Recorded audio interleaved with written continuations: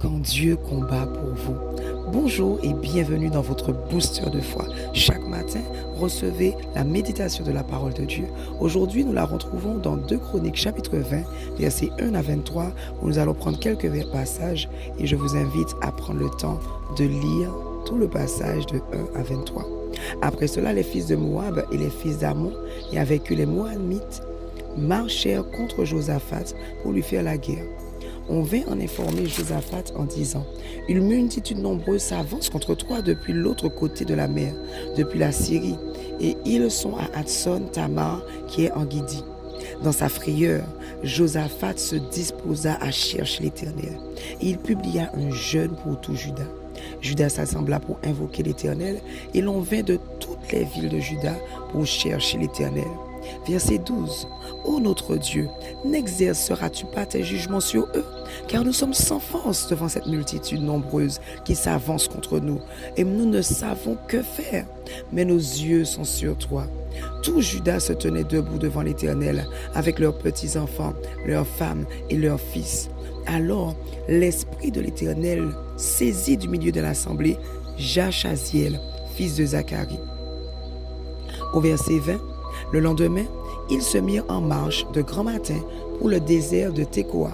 À leur départ, Josaphat se présenta et dit: écoutez-moi, Juda et habitants de Jérusalem, confiez-vous en l'Éternel votre Dieu et vous serez affermis. Confiez-vous en ses prophètes et vous réussirez. Puis, d'accord avec le peuple, il nomma des chantres qui, revêtus d'ornements sacrés et marchant devant l'armée, célébraient l'Éternel et disaient: louez l'Éternel, car sa miséricorde durera toujours.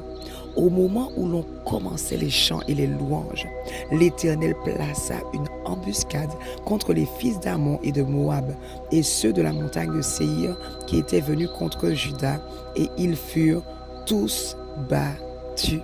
Les fils d'Ammon et de Moab se jetèrent sur les habitants de la montagne de Séhir pour les dévouer par interdit et les exterminer. Et quand ils eurent fini avec les habitants de Séhir, ils cédèrent les uns les autres à se détruire. Waouh!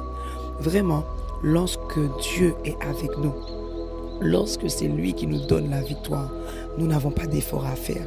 Ici, on voit un peuple qui est effrayé parce que l'armée qui vient les attaquer, ils sont bien plus puissants et ils sont bien plus physiquement nombreux.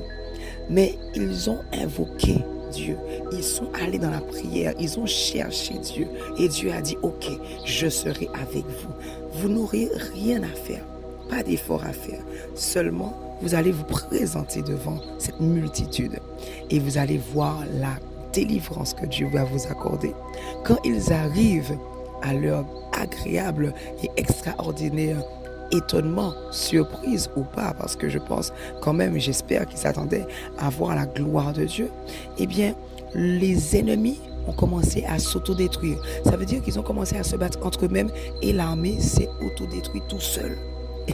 Pendant que le peuple d'Israël, lui, il était en train de chanter et louer Dieu. Voici ce que Dieu veut faire dans nos vies. Peu importe les défis, tu as l'impression que c'est mission impossible. Confie-toi en l'Éternel. Fais confiance à Dieu. Écoute les prophètes, les pasteurs que Dieu a donnés dans ta vie. Et tu verras comment Dieu te donnera une victoire extraordinaire. Que Dieu te bénisse et bon courage dans le Seigneur.